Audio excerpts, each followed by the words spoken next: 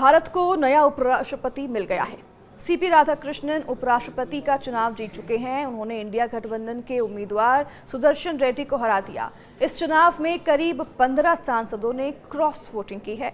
तो दिलचस्प की बात यह रही कि इनमें से 6 से 7 क्रॉस वोटिंग तो महाराष्ट्र के सांसदों ने ही की है, जिसकी वजह से एनडीए के सीपी राधाकृष्णन जीत गए हैं।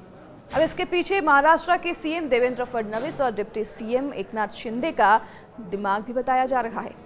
उपराष्ट्रपति चुनाव में देवेंद्र फडणवीस और एकनाथ शिंदे की रणनीति काम आई। जी हां, आपने बिल्कुल सही सुना। एनडीए के उम्मीदवार सीपी राधाकृष्णन की जीत महाराष्ट्र के सांसदों की क्रॉस वोटिंग से हुई है। उनकी क्रॉस वोटिंग ने अहम भूमिका निभाई है, ये बात भी सच है। सूत्रों के मुताबिक कुल 15 क्रॉस वोटों में से 6 से 7 वोट केवल महाराष्ट्र के सांसदों ने डाले। इसने ही महाविकास अघाड़ी यानी कि एमवीए के गणित को बुरी तरह से बिगाड़ दिया। आखिर फडणवीस और शिंदे ने ऐसा क्या जादू चलाया था कि विपक्षी गठबंधन को झटका लग गया? तो आइए जानते हैं इस वीडियो में। दरअसल उपराष्ट्रपति चुनाव से पहले देवेंद्र फडणवीस ने शिवसेना यूबीटी प्रमुख उद्धव ठाकरे और एनसीपी एसपी जो कि शरद पवार की पार्टी है उनसे फोन पर संपर्क किया था। उन्होंने एनडीए उम्मीदवार सीपी राधाकृष्णन के लिए समर्थन भी मांगा था। राधाकृष्णन महाराष्ट्र के राज्यपाल और मुंबई के रजिस्टर्ड वोटर भी हैं। तो ऐसे में देवेंद्र फडणवीस ने जोर देकर कहा था कि महाराष्ट्र की परंपरा रही है कि जब कोई बड़ा नेता राज्य से ऊंचे पद के लिए चुनाव लड़ता है तो उसे समर्थन दिया जाता है। हालांकि शरद पवार ने साफ मना कर दिया और विपक्षी उम्मीदवार बी सुदर्शन रेड्डी को समर्थन देने की बात कही थी। तो वहीं उद्धव ठाकरे ने जवाब को टाल दिया, मगर सीक्रेट मीटिंग यानी कि गुप्त मतदान होने के कारण वोटिंग का असली खेल सामने नहीं आया। एकनाथ शिंदे ने भी अपने लेवल से एमवीए के सांसदों से संपर्क साधा था। इसका नतीजा हुआ कि एनडीए के पक्ष में कई सांसदों ने वोटिंग की है। यह क्रॉस वोटिंग तब हुई जब उद्धव ठाकरे इंडी गठबंधन के साथी हैं। सूत्रों का यह भी कहना है कि ज्यादातर उद्धव ठाकरे के सांसदों ने ही क्रॉस वोटिंग की है। तो वहीं महायुति ने शुक्रवार को बैठक की थी और एमवीए के सांसदों को अपने पक्ष में लाने की रणनीति भी बनाई थी। सीक्रेट वोटिंग और पार्टी व्हिप न लागू होने के कारण कुछ एमवीए सांसदों ने एनडीए के पक्ष में वोट डाला। तो महाराष्ट्र से एमवीए के 31 लोकसभा और 4 राज्यसभा सांसद हैं। इनमें से कुछ को मनाने में फडणवीस और शिंदे की जोड़ी कामयाब ही रही।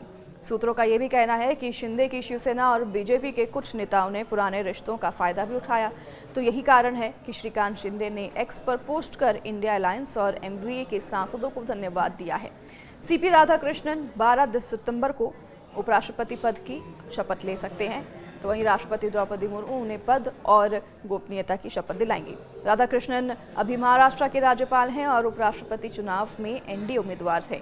मंगलवार को उपराष्ट्रपति चुनाव में सीपी राधाकृष्णन जो कि 67 साल के हैं, उन्होंने इंडी ब्लॉक के उम्मीदवार और सुप्रीम कोर्ट के पूर्व जज बी सुदर्शन रेड्डी को 152 वोटों से हराया था। चुनाव में 788 सदस्यों में से 767 ने मतदान किया था। राधाकृष्णन को उम्मीद से ज्यादा 452 वोट मिले थे, जबकि सुदर्शन रेड्डी को सिर्फ 300 वोट मिले। चुनाव में राधाकृष्णन को भारी मतों से जीत मिली और इस जीत के बाद केंद्रीय गृह मंत्री अमित शाह ने सीपी राधाकृष्णन से मुलाकात की और उन्हें उपराष्ट्रपति बनने पर बधाई दी। प्रधानमंत्री नरेंद्र मोदी ने भी नवनिर्वाचित उपराष्ट्रपति राधाकृष्णन से मुलाकात की। यह मुलाकात केंद्रीय मंत्री प्रहलाद जोशी के निवास स्थान पर हुई।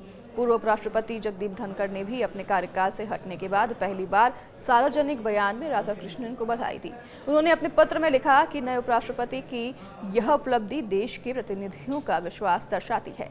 तो धनखड़ ने यह भी कहा कि राधाकृष्णन के सार्वजनिक जीवन का अनुभव उपराष्ट्रपति पद को और गरिमा प्रदान करेगा। धनखड़ ने 21 जुलाई को बता दें कि स्वास्थ्य कारण बताते हुए अचानक उपराष्ट्रपति पद से इस्तीफा दे दिया था। 50 दिन बाद चुनाव हुआ और एनडीए ने जीत हासिल की। वोटिंग आंकड़े यह स्पष्ट करते हैं कि विपक्ष में भी कुछ सांसदों ने क्रॉस वोटिंग की, जिससे कि राधाकृष्णन को बड़ी जीत हासिल हुई है। हालांकि आपकी क्या राय है, हमारे साथ कमेंट में जरूर शेयर कीजिएगा।